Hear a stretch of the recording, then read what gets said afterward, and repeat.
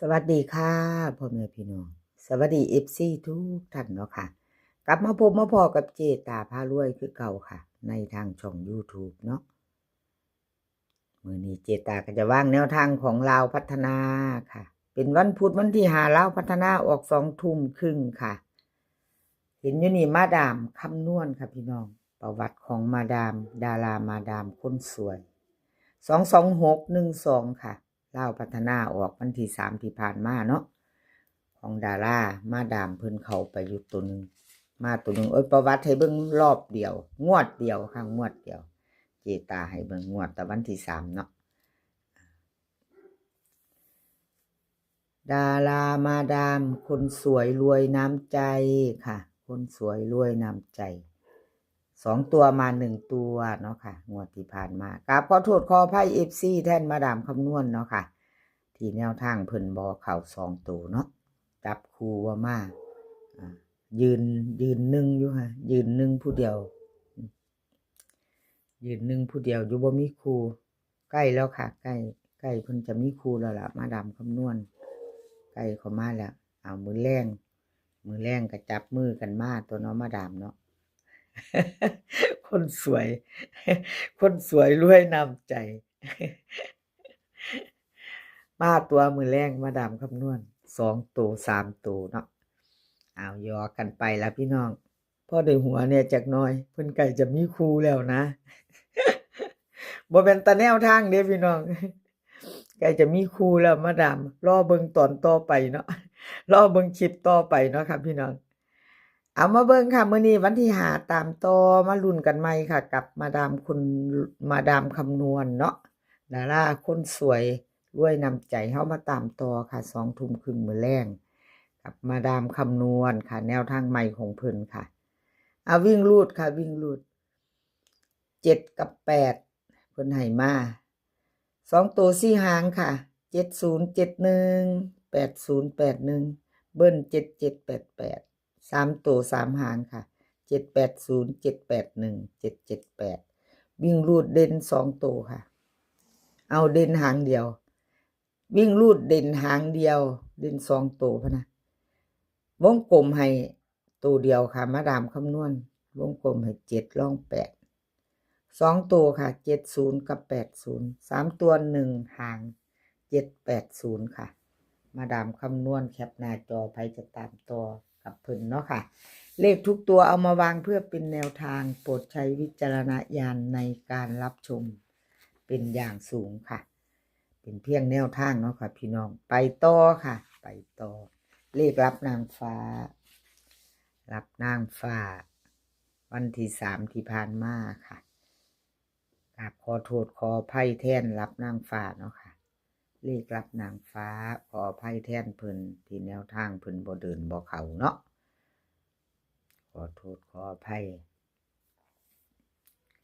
มาไปใหม่ไปต่อ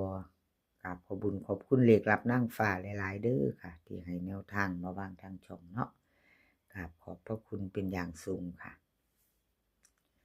เลขรับนางฟ้าลาวพัฒนามือแรงมือใหม่แล้วค่ะมือใหม่แล้วไปต่อแนวทางใหม่ของเพิ่นเลขรับนางฟ้าเนาะค่ะวิ่งรูดค่ะเพิ่นให้มา9กับ1 2ตัว4หาง2ตัว4หาง9 5 9 7 1 5 1 7ค่ะเบิ้ล9911 3ตัวค่ะ3หาง915 917 991วิ่งรูดค่ะ9กับ1ทอกันเด่นเท่ากันวงกลมให้ทอกันเด้อค่ะสายวิ่งสายรูดเลขรับนางฟ้า FC ที่เคยตามกันสายวิ่งสายรูดเนาะค่ะพิจารณาซ่อมเด่นทั้ง2ตัวนี่เด่นเน้น95กับ17ค่ะ3ตัวให้915หางเดียวแคปหน้าจอค่ะใครจะไปต่อกับเลขรับนางฟ้าเนาะใครจะไปต่อแคปหน้าจอค่ะ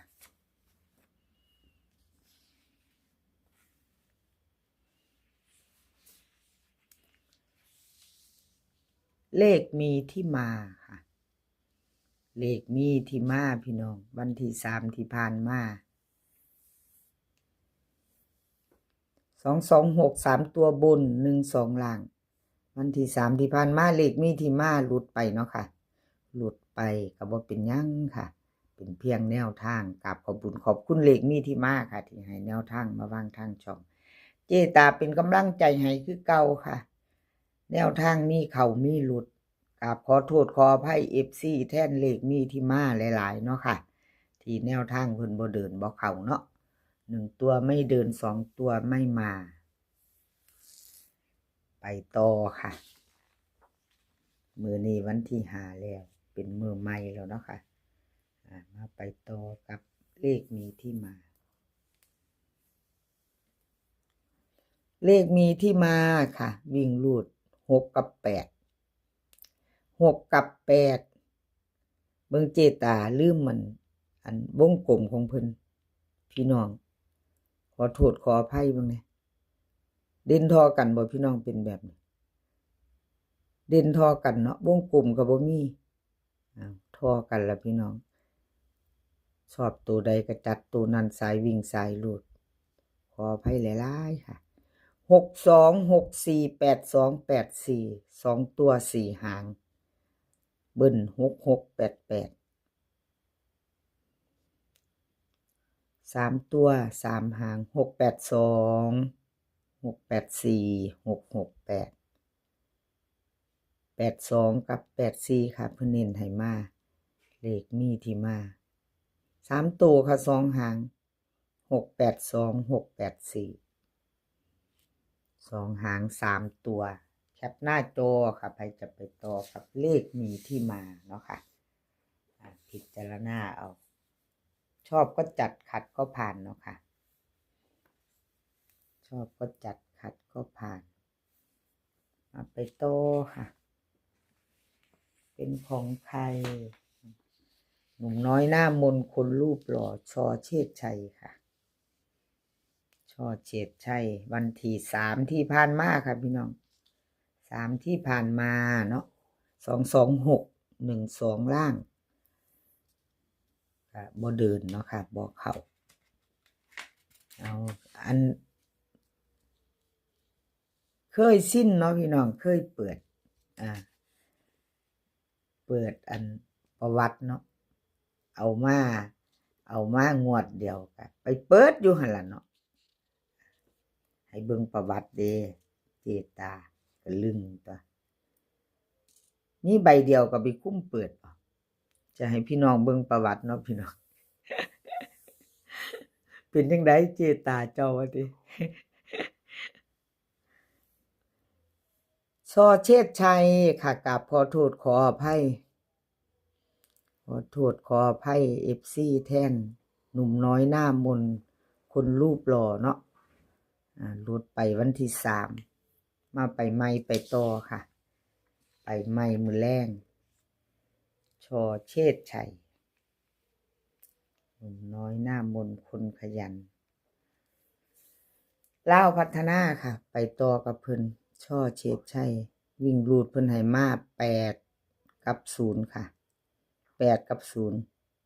2ตัวค่ะ4หาง8183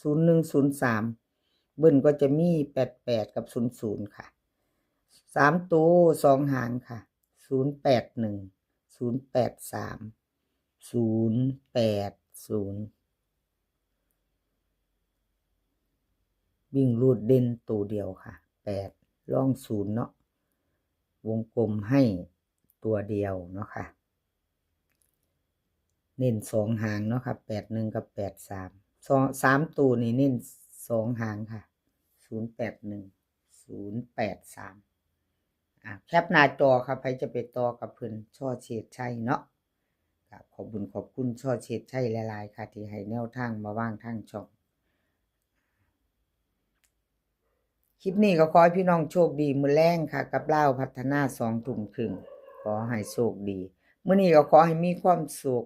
ขอให้สุขภาพร่างกายแข็งแรงกันทุกคนเด้อค่ะสุขภาพย่อมมาก่อนเสมอเดินทางไปไสก็ขอให้ปลอดภัยเดินทางไปขอให้มีโชคกลับมาขอให้มีชัยค่ะ คลิปหน้าพ้อกันใหม่คลิปนี้ก็สวัสดีค่ะ